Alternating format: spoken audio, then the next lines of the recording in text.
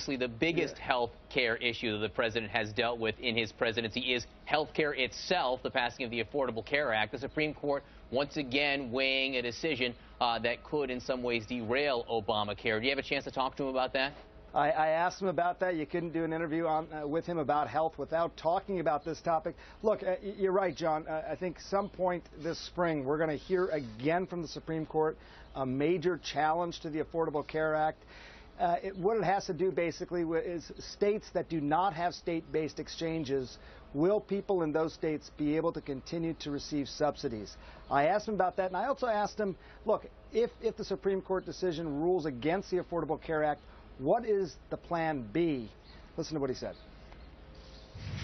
If the Supreme Court made a ruling that said the folks who have federal exchanges don't get the tax credits, what you'd end up seeing is millions of people losing their health insurance.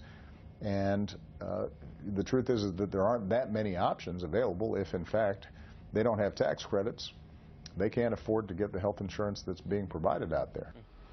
So really no plan B. I mean, he's very confident, John, that the Supreme Court decision is going to rule in favor of the Affordable Care Act. It's not going to, the people are not going to lose subsidies. But look, if it doesn't happen, there's going to be millions of people who lose those subsidies, lose their health care insurance. There is no particular plan B. So there you have it. Again, we'll know more about that probably sometime later this spring, but that's sort of the White House's position on this whole Supreme Court issue right now. Sanjay.